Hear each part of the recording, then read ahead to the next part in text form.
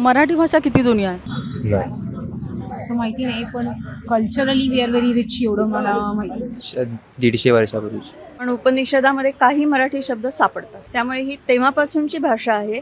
साधारणतः 2500 वर्ष.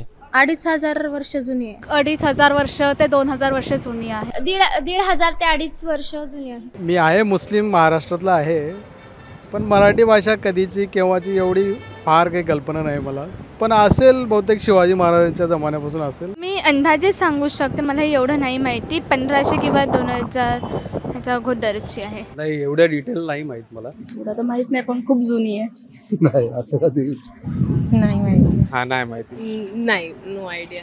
झाला ना मूड खराब? किती जुनी आहे आपली मराठी नाही माहीत?